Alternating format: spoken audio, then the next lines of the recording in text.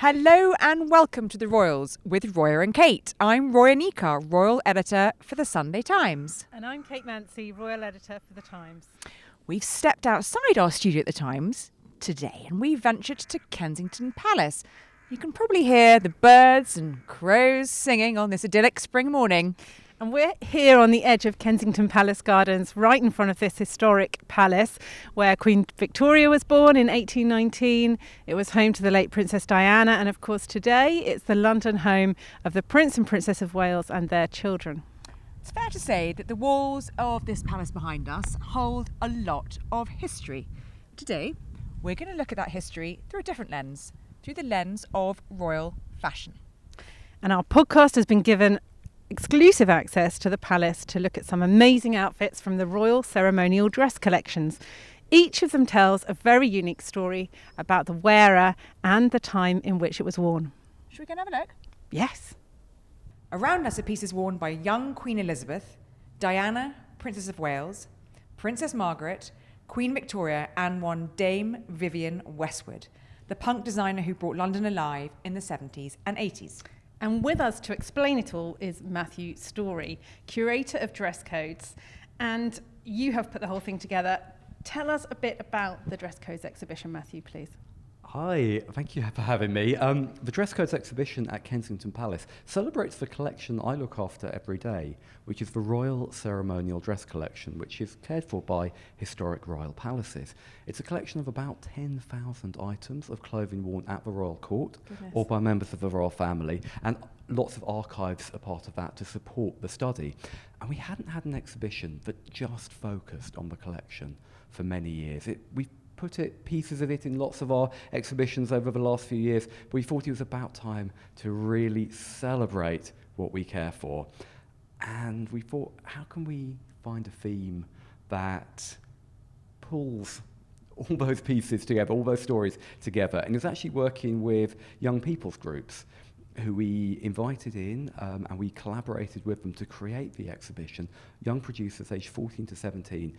And what was really important to them was thinking about why you wear the clothes you wear. So there's a lot of young people's involvement in bringing this together as well. It was an absolute joy working with young people. They were so smart, so creative, Terrifying. so engaged.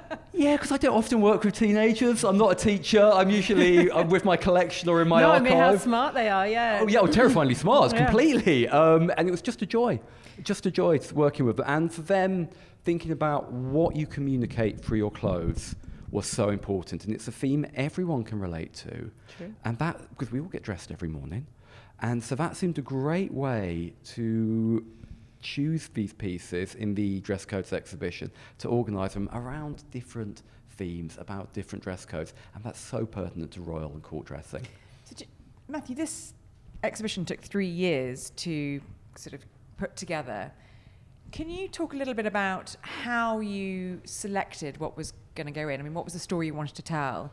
And also, what are the key challenges for this kind of exhibition? Do you have to think about conservation, preservation when you're thinking about what you choose and the story you want to tell with the outfits? I wanted to represent a real breadth in the collection. You could think that a collection of royal and court clothing was just about clothing worn by princes, monarchs, courtiers. So in the dress codes exhibition, you'll be able to see clothing worn by all of those people, but also clothing worn by people who work in the royal household, members of the public wanting to celebrate a royal occasion. So I wanted to look at the whole of society where I could in the exhibition. I wanted to get international representation in there, so you'll see the two dresses which haven't been shown at Kensington before, worn by Princess Margaret, were both made by designers who brought, in one case, Middle Eastern culture into her designs. That's Thea Porter and Jose Peto Moreno, the Philippines' greatest couturier, who brought Filipino influence in. That seems so right for London, for our group of young Londoners to look at global cultures.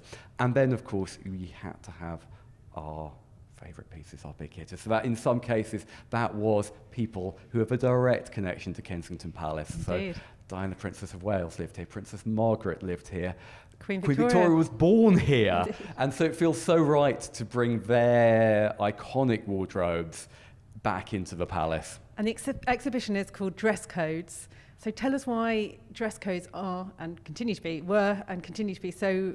I'll start again. And the exhibition is called Dress Codes, which is a great name. Can you tell us why dress codes were so important and continue to be for the royal family?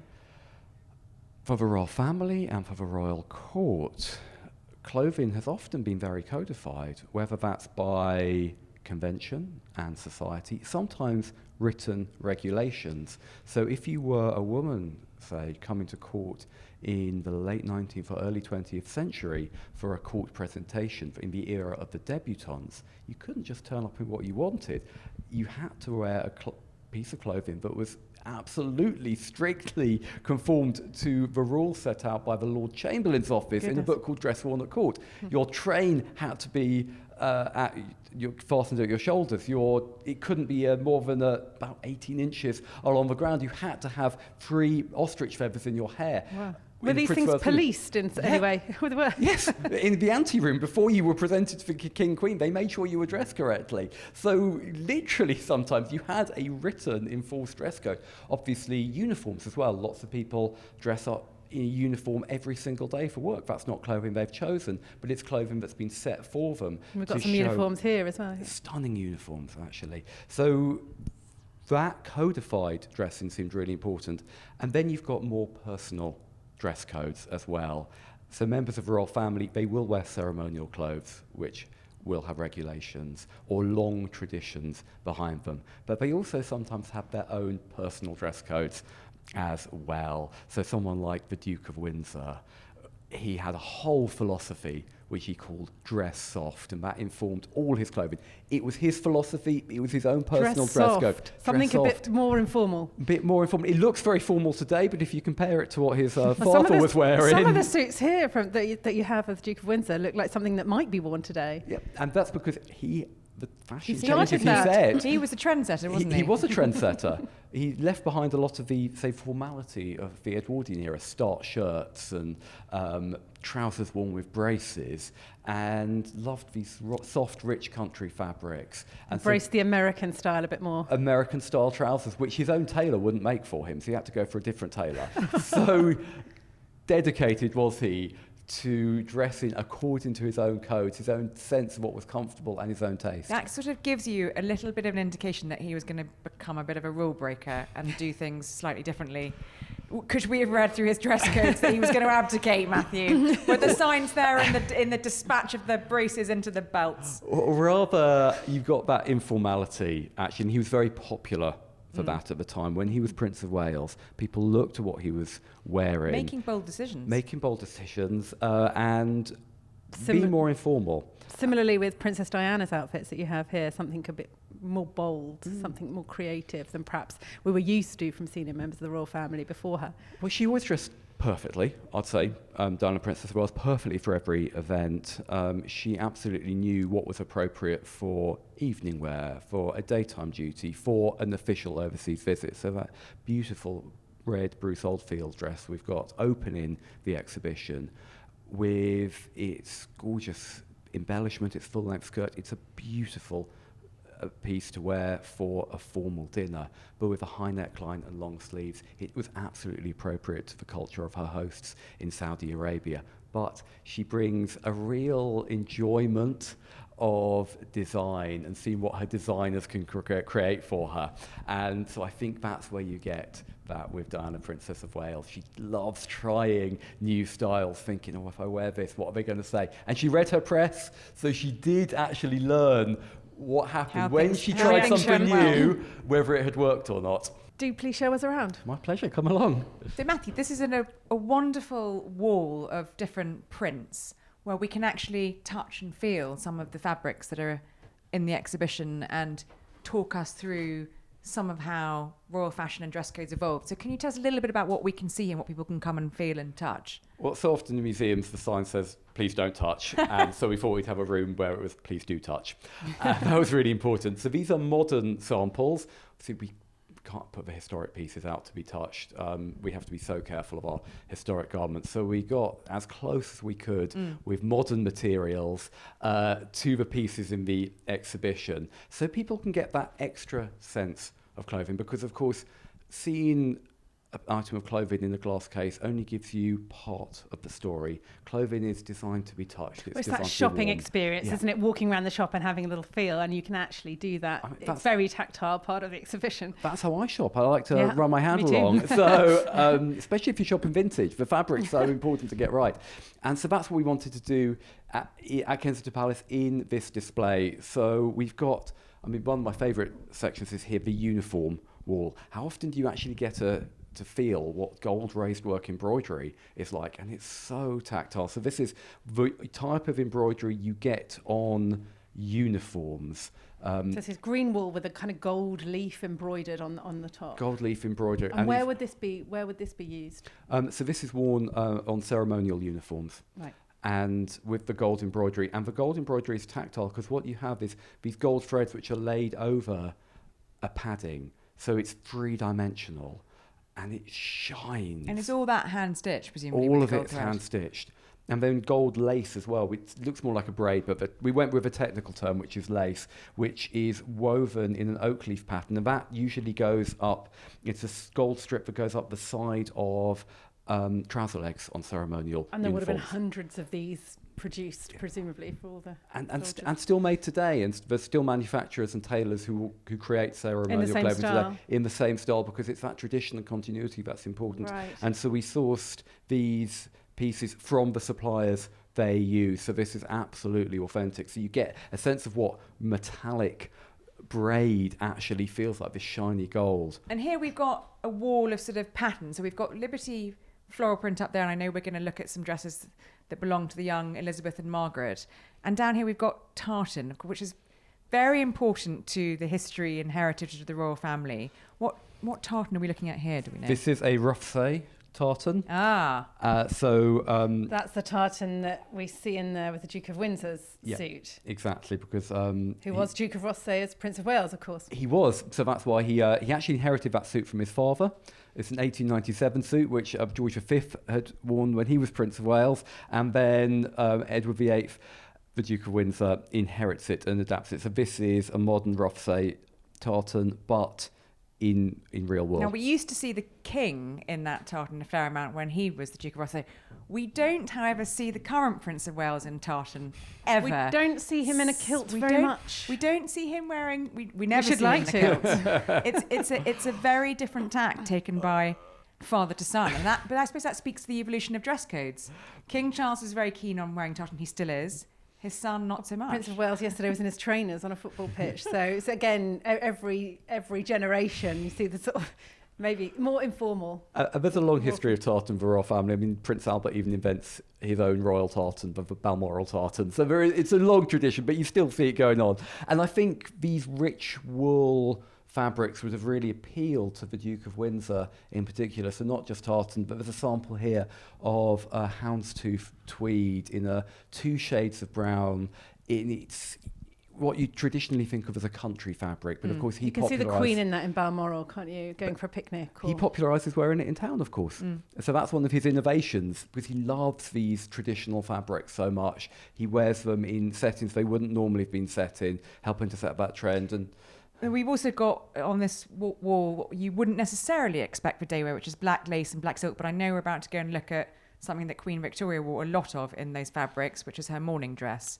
And that's the iconic look for Queen Victoria, black on black. And how Black stylish can you be wearing different shades and textures of black? We think of Queen Victoria as looking very dowdy in her mourning. Not at all. There's a lot of style going on there as well. What I love about this as well is that anybody coming to the exhibition who is visually impaired or blind will be brought into it. Obviously, you can listen to things going around and hear about it.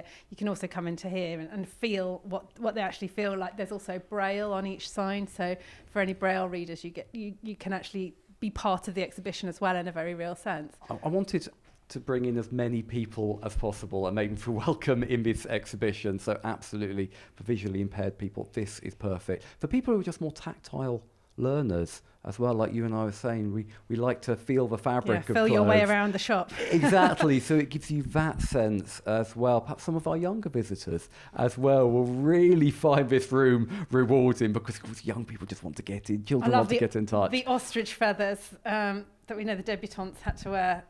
That's just what I wear for my day wear when I go to the Well, office. how are they still going to be here at the end of the exhibition when the little visitors have been around tugging on these? We've got backups. I can't stop feeling them. They're lovely. We've got backups, so Okay. we'll replace them as they get. We hope they'll get worn out during the exhibition, because people will really love this room, and then we'll put our backups in, of course. So Matthew, I'm sure some of our listeners are desperately keen to get a sense of some of the actual outfits on display here. So let's look more closely at a few of them. So I'm looking at a black bodice, and it's a little sign saying it's Queen Victoria's bodice, and it's dated to about 1870. You can see a little shiny, what appear to be beads on the bottom there. Can you tell us about this, Matthew? This is really a very old piece and fascinating to look at. This is a very rare piece indeed, and I've been waiting a few years to put it on display for the first time, so it's never been seen before. This Why is its that? first outing. Well, I only acquired it in, I think, 2018. Okay. From where? At auction. Okay. It was How much did it cost? Oh, I can't remember right now. I think I looked this up after we spoke. I think it was 8,500. Does that sound right? That sounds about right, yeah. Yeah. It came as there were 3 of them that came up at auction, and I just spent like months and months and months studying Queen Victoria's clothing, as many examples as I could around the country, and in fact around the world. And there was a big gap in survival that I found. So lots of clothing from early in her life, before her widowhood in 1861, and lots of clothing in museum collections all over the place at the end of her life, dating to the late 1890s. But the 1870s, 1880s and 1890s were almost absent from the record of clothing that had survived. Then I get a call from an auctioneer saying, I've got 3 Queen Victoria bodices. Well, I think one's 1870s, one 1880s, the other's 1890s. So this is your dealer, somebody you know for a while. And you get a tip off and you head down to the auction house. Yeah, I almost... Do you have to ask your boss for cash first I to did see have how to much ask, is in yeah, the piggy bank? How high can I go? I asked for a lot of money because I knew how these were important. My boss didn't let me have quite as big a budget as I wanted, so I had a very nerve-wracking auction where the auctioneer was... she kept talking it up, going to everybody, this is very rare indeed. Have I got any more bids in the room? No. Any more bids online? And I was just, quiet, please. And luckily, we did have a big enough budget, and I managed to acquire all 3 for the Royal Ceremonial Dress Collection. And it really did just fill in that gap. Well done. Her black mourning wear, Victoria's, is so synonymous with her identity, because of course we've had, films and TV series and adaptations about her young life, young Victoria, of course, being one of the most famous ones, about the love story between her and Albert. But really, when we think about photographs that exist of her and film footage, it really is all her and her mourning dress. So talk us a little bit about why that was so important to her identity and how that evolved over the decades where she was mourning. The interesting thing is it barely evolved at all. So she becomes a widow at the very end of 1861 and starts wearing black. And at the time, there were very strict rules and conventions in society about mourning. So widows would have been expected to wear the very darkest black clothing for the first year and a day at least. You didn't want to come out of that first stage too quickly, it would have been unseemly. And if you look at this bodice, you've got 2 triangular panels running all the way down the front of this very dark fabric, and that's crepe. And huge amounts of crepe is produced by manufacturers of mourning clothes. And why was crepe used specifically? It's got this crinkly texture. Mm-hmm. And it's treated silk or wool to give it this crinkly texture, and it actually, the effect of that texture is it absorbs the light, and you can see here on this bodice that contrast. Black. Yeah, you've got the silk, which is much shinier, but the crepe looks totally dull. So for that first year or so of mourning, widows would have worn just a huge amount of crepe on their clothes. So they would have their clothing was as dark and as sombre as it could be. So widows at the time conventionally were expected to be in mourning dress for a year. That's just the beginning. Right. And then... Because Victoria went on for a very long time. Well, she never really came out of it, did she? And then you could go on to second stage mourning, where you could have less crepe and sparkly embellishments. Right. And you can see the sparkle. So that's what we're seeing one. on this bodice. So this wasn't the first year of mourning. This is obviously later on. Much later. And then you could... You're allowed to be a bit jazzier. There was an exit strategy. You could have done half mourning, which was white and mauve. Right. And then you could, after about 2.5, 3 years, have gone back to wearing normal clothes. Gosh, it was quite a long period, time. wasn't it? But for many, many Victorian widows, they chose to wear black for the rest of their life to show that permanent change in their status. So did Queen Victoria start that trend, or was she just part of what was happening at the time? She was part of it. Right. And because she was so influential. She was the most famous, I suppose, embodiment of that evolution of mourning. She helps to perpetuate it as well. So it's a bit of a chicken and egg situation. So she's not the originator, but she probably helps keep it going with that profile. But this shows us that although she didn't come out of that mourning period, she did move on, like you say, to the second stage and, have these kind of shiny bits on there. And then stayed there because that was her status now. As a widow. As a widow. And in the very last year of her life, she's writing in her journal how he died 40 years before, but she was still Miss Prince Albert. And so this was personal to her as well as conventional. But does she talk about her clothes in the diaries that you've seen? Or? Very little, actually. That could be because all of her diaries were actually rewritten by her daughter, Princess Beatrice, course, yeah. and there might have been and a censorship of things that seem frivolous. Some bits lost, like clothes or servants mentioned. So we can't be entirely sure. But what she does, when she does talk about her clothing in her diary later in life, it's about the embellishments on the bodices often. Right. So, and that's actually the only thing that really differentiates them, because when you look at them, the structure of each one is the same. And in terms of sort of how that impacted fashion at the time and what other widows were doing, do you think the fact that Queen Victoria chose to prolong her mourning period had an influence on other women of sort of, aristocracy at the time? Were they minded to continue their mourning period for longer because the Queen was? Again, I think she is following convention as well as setting it. Right. It's not... Historians have looked at this, can't find a clear-cut causality.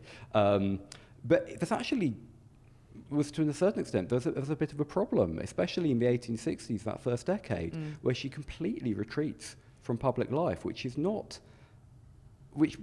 many widows, that would have been okay, but if you're queen, you need to be seen in public. Her government got quite antsy about it, didn't they? And they were very keen to try and persuade her out into the public more. And she does eventually. From the 1870s, she does make more public appearances. But those first few years, I think after that initial 3 years of deepest mourning as prescribed by society, when she's still doing it, it does create problems. But as we said, it becomes her iconic image. Becomes the identity. And is this the first time you think that this has been displayed ever? Ever. Oh, right. Ever. And who owned it beforehand when you bought it at the auction? It was passed down from a family of a page in the royal household who had cared for it since...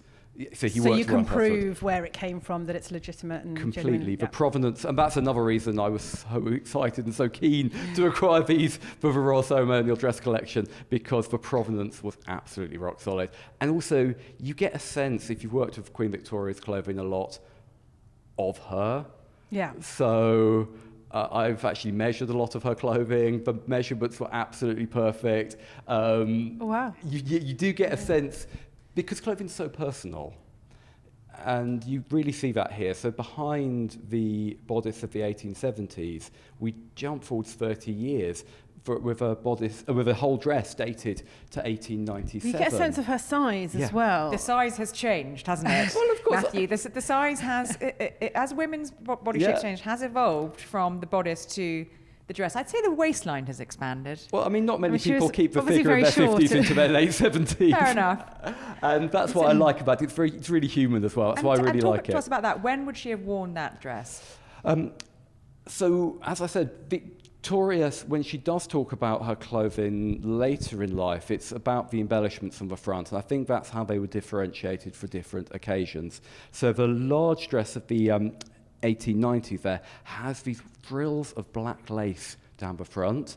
It's got these net sleeves, so quite open sleeves, and it's got quite a low neckline. So that suggests to me that especially the lower neckline might have been more suitable for evening wear, and those light net sleeves suggest perhaps it was worn either in the evening or in the hotter months as well. And that's the only way you can really begin to think when she might have worn things. Some things are grander, some things less grand, so maybe day wear, evening wear. I was going to say, can you just tell us about the hat as well? Because it looks almost like something a barrister would wear here in court. That was another look that became quite iconic for her, wasn't it? With the sort of white fluffy netted cap. And those are very rare. Are they? They're so fragile. Yeah, it looks it. What is it made of? It's made of very fine silk net, and I always get a bit scared when I'm handling them. I prefer the conservators to handle them, to be honest with you, because they're so delicate. And that's kind of gloves and yeah. That's your gloves. That's your don't breathe. Keep handling to a minimum. The conservators used needles that are usually reserved for eye surgery to work on something that fine, yes. But it's what you've got is these always gathers of pale net, and they come. It's a cap that sits on top of the head, comes down into a peak, so what we call a widow's peak, and that's a style that was, I think, inspired by Mary Queen of Scots, actually. So it's a very old style for widows, becomes iconic for Victoria, and then you have the lappets. Is that where the widow's peak comes from? Yeah. Oh, and the lace on widows used to wear the hats lace like on that. the dress, Matthew. Where would that have been made? Would that have been British made or made in France or? It's hard to say, but we do know Victoria was really keen to support the British lace industry. So it could be a British lace because, especially for something like her wedding dress in 1840, she particularly wears Honiton lace, and which helps to revive the Honiton lace industry. So she's quite aware of where her clothing is coming from, and that by supporting British manufacturers, that is an important thing she can do as Queen. So just around the corner from Queen Victoria's bodice is something very different. So what we're looking at now are two dresses, young girls' dresses in the famous Liberty floral print design, and they're a little bit faded, and these were worn by the young Queen Elizabeth, who was then Princess Elizabeth, and Princess Margaret. And Matthew, you think because they're a little bit faded and worn, they've been wonderfully conserved, that they might have been handed down from Elizabeth down to Margaret and re-worn? Well, that's my theory. Okay, well, we'll work with it. Talk us through that. Talk us through a little bit of the history of these dresses. These dresses, they were worn, as you say, by Princess Elizabeth and Princess Margaret at that time when they were growing up, they were always dressed in matching clothes. A lot of siblings were at the time, but it was really distinctive for them. It was very much their own dress code, I think. And what kind of ages do you think they were when they were wearing these? Well, they date to 1936, so that would have made Princess Elizabeth about 10, and Princess Margaret about 6. So very small. Very small indeed, yes. But you can see, actually, the bigger one, Princess Elizabeth's one, looks a bit bigger than a 10-year-old. It does. And when you start looking at the dress, you can work out why that is. Because the hem has been taken up, and the fabric used to add an extra panel in at the waistband. So it lasted her longer. Exactly. Oh, yes, you can see the slight difference between the dresses. Yeah. It's like playing spot the difference, basically. And then underneath, it's a bit more worn as well, isn't it? And at the side of the bodice, there's a bit of fabric there, so the whole bodice has been made bigger as she's grown. And as you say, if you look at it, I mean, it's beautiful floral print in reds and greens and blues. So Liberty, so classic. It's much more faded on the big dress, so it's obviously been worn a lot more. And when I've shown this to people who have grown up with siblings, especially the younger sibling, they've got, probably a hand-me-down. So that's my theory. Even in the royal family. Even in the royal family. But certainly that thrifty attitude, I think, of the 1930s, you can see that with the dress. The way, instead of buying new, they've made what they have last. And you do get stories of little Princess Elizabeth with her nannies saving wrapping paper for reuse as well. So quite an economical, thrifty the original upbringing. Sustainability. And that's the point. Which Elizabeth's son, King Charles, is notorious for, because we're always being told how when he goes to big formal occasions, he's, you know, whether it's the weddings of his sons, he's wearing suits that he first wore in the 1970s. He's patched up his old jackets. And, patches up his shoes constantly with, you know, different bits of leather and sends them fermenting all the time. Can you tell us, Matthew, what kind of conservation work has been done to these two dresses? Where would they have been stored over the years, and how have they been sort of conserved to be in such pristine condition, albeit a bit faded? The reason they survive is because they were given to Elizabeth and Margaret's nanny, Clara Knight. Oh, right. Who had been a nanny in the Queen Mother's household as well, and then so she looks after several generations of the family, and so the dresses were given to her, I think, as a memento. It's an interesting gift, isn't it? Yeah, the dresses were given as a memento of the little children she looked after, and then passed down through her family. And obviously kept in great condition. Kept in really good condition, and then we were able to acquire them a few years ago. Our historic royal palaces have never shown them to the public before. They've been seen elsewhere, but this is the first time they've been shown at Kensington Palace. And it was actually a bit of an interesting conservation challenge. Right. They're in generally very good condition, but because they have been worn a lot, you did have a few old repairs on them. And especially in this beautiful, very delicate fabric overlay you can see at the collar. The Peter Pan collar. Yeah, the Peter Pan collar and at the cuffs. And especially on the larger dress, that had started to come away. And there's some quite big stitches there. So obviously, as they were being worn, so a quick repair was done. And so I had a really interesting conversation with our conservator. And she said, well, obviously I can do that repair better. I can make it invisible. And we actually agreed together that would have been to take away part of the history of the dress. So you kept those in? We've kept those in. So we kept those in. The story, the full story. To keep that full story. So she just put a very, very fine layer of almost invisible fabric over that, just so it's all nicely held in place now. It won't fray anymore, but we've kept that history because that story of the reuse and the repair done at home is part of it. Over down the front there. I know, aren't they sweet, the little mother of pearl buttons? It's a real classic children's look. Yeah, you can see, Princess Charlotte wearing something like that now, can't you? And Princess of Wales has talked about, she does hand-me-downs with her two boys, and it's interesting. It's so, as you say, it's so much talk about sustainability in fashion now, but actually we just need to look to what people in the past did, because they did it naturally. This is what they knew. And lessons from the past. Absolutely lessons from the past. We don't have to make anything new. We just have to relearn what our grandparents knew and did naturally. And you can see that with these little dresses. They're very sweet, aren't they? They're so cute. I think they're one of my favourite things in the exhibition.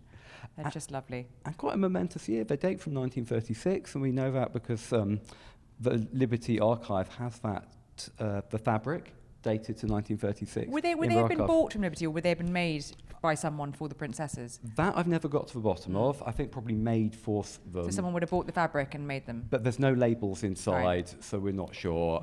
I love the kind of investigative work that goes on by you, Matthew, for these pieces as well. You go to the Liberty Archive, you find when that fabric was made. There's a real kind of interesting kind of challenge behind this exhibition as well. Every time I look at a piece of historic clothing, I just get this list of questions in my head, but I try and answer as many of them as possible. And 1936 is significant as well, because it's when it became certain that little Princess Elizabeth would be queen one day, because that's the year of Edward VIII's abdication. And her father ascended the throne. Exactly, and that's the moment it was certain that she would be queen. So there's a momentous history behind the dresses of that year as well. They're wonderful pieces. Thank you for telling us about them. So we're saving the best for last because, Matthew, you've told us that this one is one of your favourites. So can you describe the two outfits in front of us, which were both worn by the late Princess Diana? We've got Diana, Princess of Wales, doing day wear and also more private evening wear here. So for day wear, we should have worn for her official duties as a working member of the royal family is a red wool suit designed by Jasper Conran in 1984. It is the brightest red colour, and that's one of the oldest rules of royal dressing. You look at photos of the day and you can instantly spot her because she's wearing this block colour. Sorry. No, go on, sorry. It's a really richly textured wool, and it's quite 80s in its design as well. You've got quite wide shoulders with nice pleated design, very strong pleated detail on the skirt, and I love the brass buttons in particular. Yeah, well, they've got the anchor design on them, haven't they? They do, and that is because the event was to launch a cruise liner named in the princess's honour, the Royal Princess. So you've got the bold red look for, here I am, member of the royal family, going to stand out from a long way away on board the ship, but then also those kind of small details as well woven into it. Exactly. Most crowds would never have seen those little anchors on the buttons, but if you come to the exhibition at Kensington Palace, you can see them here. And how did this come into your collection? We acquired this at auction a few years ago. So it's really wonderful to get the range of pieces that she would have worn for different duties, different times of day, different events in her life.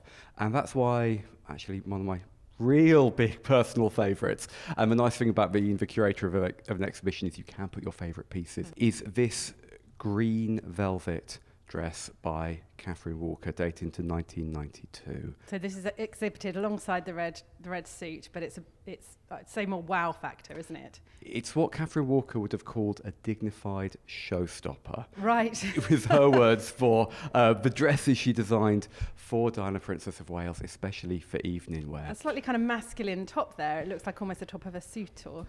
Well, Catherine Walker's really interested in tailoring, and why I love this dress is because it combines two evening dress codes.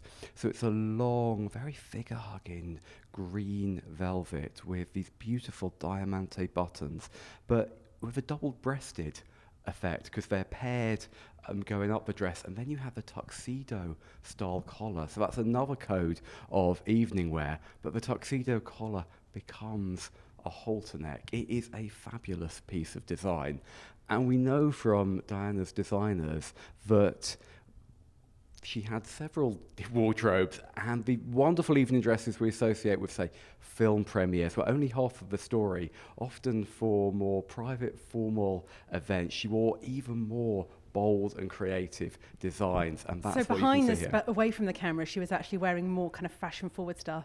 Yeah, and I think she liked playing with different designs, different ideas, which you can see with this one. But then, of course, she does wear this for that famous Vanity Fair photo shoot with Mario Testino, and she sends it out into the world as part of an auction of 79 of her dresses at Christie's in 1997. And that's raised money for her charities? It raised over $3.2 million for HIV, AIDS and cancer charities. And they've been doing the circuit ever since, some of these outfits, which is hence why it's come into your collection. Hence why we were able to acquire it at historic royal palaces.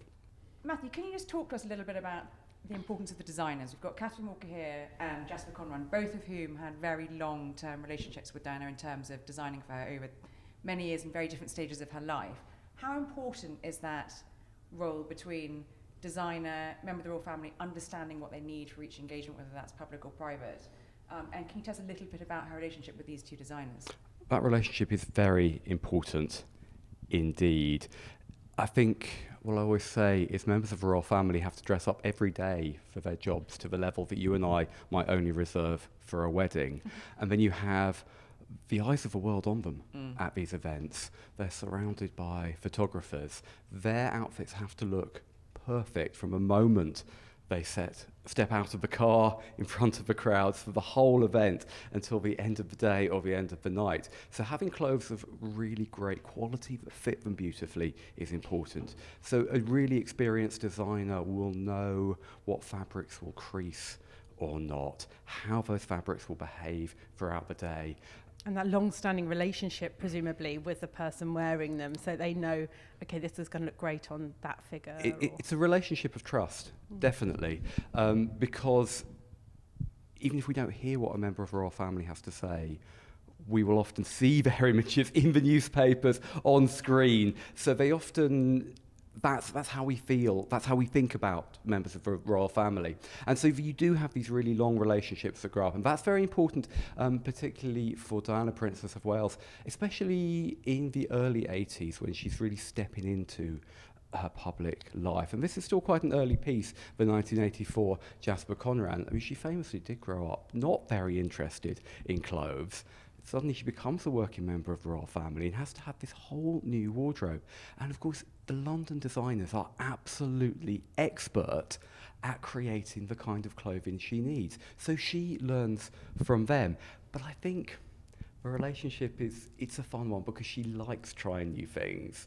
So designers will know that they can suggest things to her, something fun. She would have been a great person to dress from their perspective. She'd have been up for, and we know that. You get, I think it's Jasper Conran talks about that sense of excitement. She says, oh yeah, what are people going to think when I wear this? And that's something he said, that she said to him.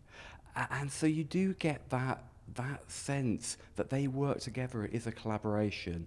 And of course, someone like Catherine Walker. And that relationship's gone on a long time because it's transcended to the new generation. You know, we've seen Princess of Wales wearing coat dresses by Catherine Walker. And that, especially with Diana, Princess of Wales, that relationship with Catherine Walker is so important. And that's partly due to the nature of Walker's business. While a lot of designers would have had to have created clothes for the princess in addition to their usual seasons, Catherine Walker, the way she set up her business, she was able to give a lot of attention to the princess. So she was able to make very many bespoke pieces.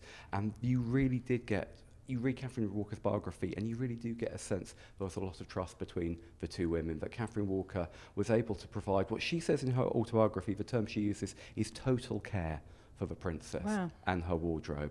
She was able to give a lot of attention.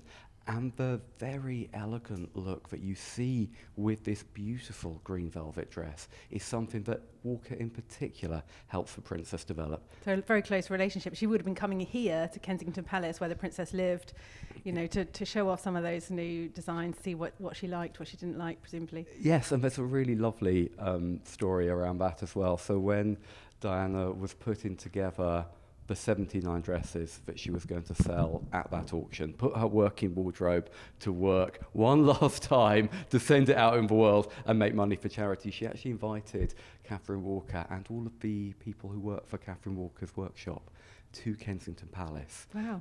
So that they could see their dresses, where their dresses had been living at Kensington Palace. They could meet the princess. And they just had this wonderful day where they got out these pieces. Oh, remember this one? I wore it here. Oh, yes, I made that one. Trip down memory lane. It was a trip down memory lane. A final goodbye to some of these pieces. These pieces before we were sent out into the world. It's nice to know how cared, you know, how much care and attention went into that, the relationship and the clothes that we see before us.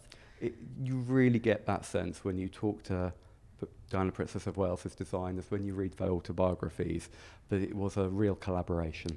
Matthew, thank you so much for showing us around. It's been absolutely fascinating to learn how much time and dedication goes into preserving and conserving these wonderful outfits and how much they tell us about a unique bit of history, so thank you. Yeah, it's so nice to see them up close. It really takes you back in time, doesn't it? Seeing this green velvet halter-neck dress from Diana takes us straight back to the 1990s and to that Vanity Fair cover where, as you mentioned, the Mario Testino shoot, she's seen smiling and the text next to it said, she's found herself the way she wants to live. And that certainly is reflected in this clothing. Kate, is it inspired you to think about what your style is? how you rock an outfit every day to work? Maybe. There's definitely something about what we wear and what tells... Sorry. Yes, maybe. There's definitely something about what we wear and what it tells the world that maybe we should all consider a little bit more. Messaging through fashion. Well, I think I'll spend a little bit longer looking at some of these dresses and look for a bit of inspiration. Until then, Until next time? Yeah. Okay. Well, I think I'll spend a little bit longer looking around this beautiful collection of dresses and what it means in terms of fashion inspiration. Until next time, thank you so much to Kensington Palace, to Historic Royal Palaces for inviting us today, and to the exhibition curator, Matthew Story. Thank you very much. Bye, Kate. Bye.